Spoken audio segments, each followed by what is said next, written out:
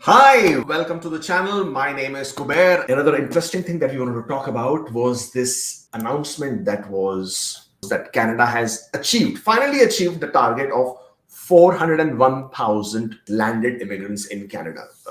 Yes, the fact is that this happened without any federal skilled worker draws happening is a bit of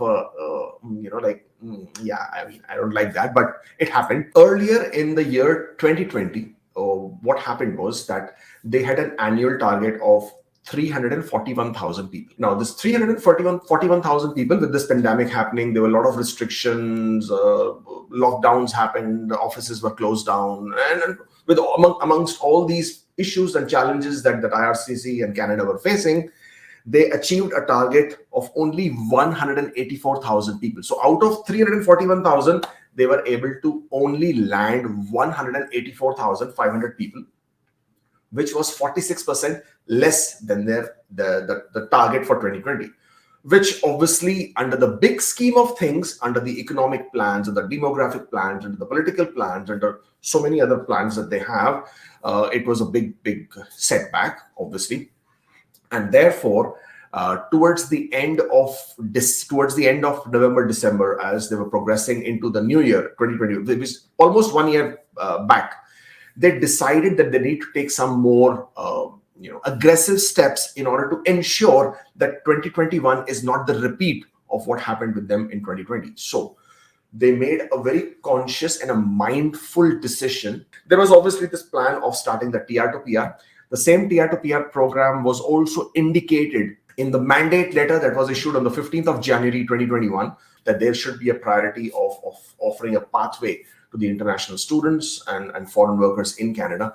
There was also this effort and attempt to ensure that they will definitely meet the target in the 2021. Everything and all the resources and all the planning went into making sure that they get that done. So they revamped the whole understanding of how the draws would be done. They were aware that they will get negative media and negative feedback through social media. They were aware. They knew that this is how it's going to play out. And it exactly played out the way they anticipated, in terms of if they were going to conduct these big draws, the one that which happened in February on the February 13th, the 27,000 draw, and the one that happened after that. I mean, the 6,000 ITAs that they continued to issue after that, it was always understood, anticipated, and expected that this would have consequences within the whole pool. They were aware.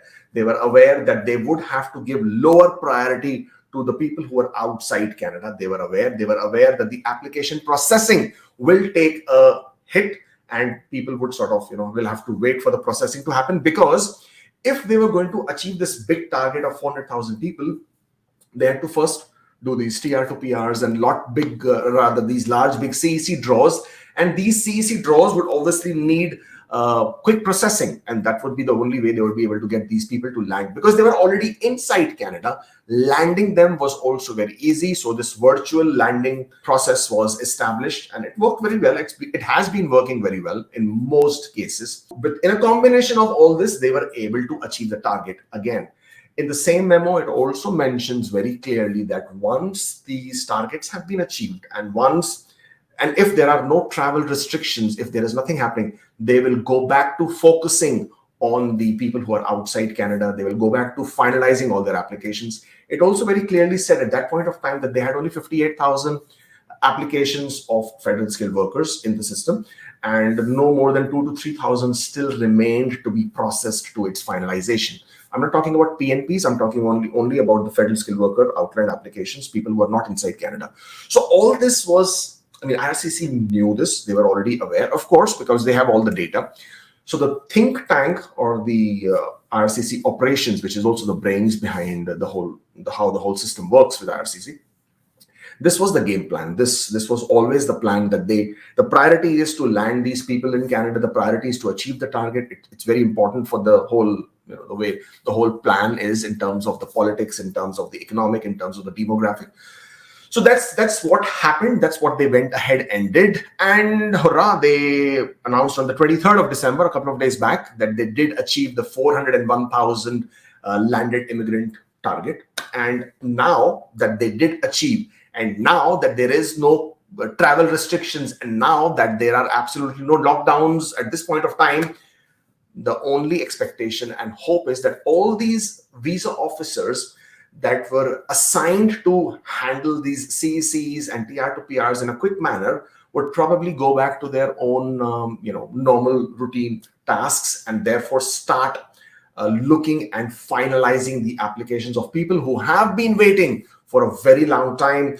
2019, 2020, 2021 early, they've all been waiting. And of course, we all know that Canada has also invested, or rather is going to invest $85 million one time only, specifically to clear these backlogs, which are humongous. Clearing backlogs or reducing the application processing times is also the number one priority that has been mentioned on the most recent mandate letter that has been issued to the immigration minister. In all manner, in all signs pointing towards the fact that we should see technically, typically, ideally, logically, a faster processing of applications. We should see all these backlogs that have been created, we should start seeing they being cleared. I'm hoping sooner than later. And the fact that they wanted to clear at least 50% of the economic program inventory before they would go back to resuming the draws. We've also shared those kind of documents with you earlier, that were the internal memos. From the calculations that we have been looking at and the number of people they have been landing, it's quite apparent that they definitely by now should have met. I feel that they are, if they haven't reached the 50% clearing of the inventory, then they should be very, very close to it. If they were clearing 13, 14, 15,000 applications every month, rather they were finalizing 15,000 processing applications, 15,000 applications every month, they should be pretty close to clearing out most of the CEC applications, because CEC draw did not happen after the 14th September. So that is already 3-4 months back now. With all that gap that has happened, they should be very, very close to clearing the entire backlog as far as CEC applications is concerned. TR to PR, they had already announced that it would take them probably towards the end of 2022 to clear all the TR to PR applications. So people, if you are TR to PR application, if you are a TR to PR applicant, please do not worry. It is moving a bit slowly, but it will come around. You will get your AOR. I know you're very, very panicked.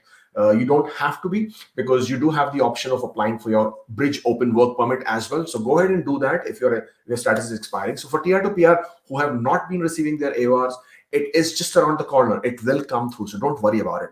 They had already indicated in their plan that it may take them until the end of 2022 to complete all the TR to PR application, because their projected target was to complete between 35 to 40,000 applications in this year and the balance in next year. And they're pretty close to achieving that target for the TR to PR as well. So in the combination of all these things, the idea is that if they have to clear 50% of their economic backlog, then we should be pretty close to that. And based on that, the expectation and the anticipation of all program draws, or at least the CEC draws, or at least, PNP draws will continue, because it is their agreement with the provinces that they have to conduct these draws. So they cannot not conduct the PNP draws. So that definitely will continue. But it's the FSW and the CEC, or rather the all program draws, that all of us out there want to see being resumed. And it would be my expectations that this should happen pretty quick. Probably, I'm hoping and praying. I will remain forever hopeful, right? That it happens probably starting with January. But does it happen in January? It doesn't happen in January. We have to wait and watch. Expectation and the now that the whole clock is reset. The targets have been reset. The quotas have been reset. So now they can start looking at things all over again with a new perspective. There are no lockdowns. There are no restrictions. There are no travel bans. Nothing at this point of time. Yes, the Omicron virus is creating a havoc across the world. Yes, Ontario is turning out COVID numbers. They're breaking records. Quebec is breaking records again in the COVID numbers. So it is a concern. It definitely is a concern. Can the situation change? Yes, of course the situation can change. The situation can change like this. Tomorrow we might have a new travel restriction, or we might have lockdowns, or we might have, it could happen. Already Ontario has new social restrictions in terms of the number of people in a gathering, the number of people in a restaurant, the number of people in public places, those have already been brought down again. Those are already under restrictions. The travel restrictions can always come back. However, Justin Trudeau recently mentioned that they're not looking to bring any bans at this point of time. And the reason is because the ban would make sense if they wanted to avoid the virus or the mutant to come into Canada, but it's already here. The variant is already here. So, creating the travel ban is not going to make any difference as such at this point of time. But if the numbers keep going up, I'm sure that something of that sort is definitely possible. Hoping and praying that it doesn't happen, hoping and praying that we should start seeing the end of this. Whenever we start thinking that this is the end of this, we are seeing the end of this COVID situation, then the Delta happened, and now this Omicron is happening, and we have to only hope and pray that next year is much better than this. All this said and done, at this point of time, with everything indicating towards the all program draw being resumed, the backlogs being cleared, 2020 looks more promising than 2021 for sure.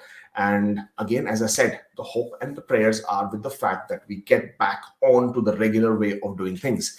Next year obviously has other challenges waiting for us, and that we will discuss when we get to the next year. And amongst that is the changes in the NOC database, expected changes in Express Entry, with regards to them creating more pathways for the international students and workers. All that will bring on new challenges, but always keep in mind, whenever these challenges are being created in terms of it becoming more difficult for people to, immigrate to Canada, if you are outside Canada, if your age is like going up and your scores are reducing, there are always new programs being created as well. For example, New Brunswick comes up with a program they have different programs in terms of recruitment initiatives. Newfoundland and Labrador last year created this new program out of the blues, and they invited so many people.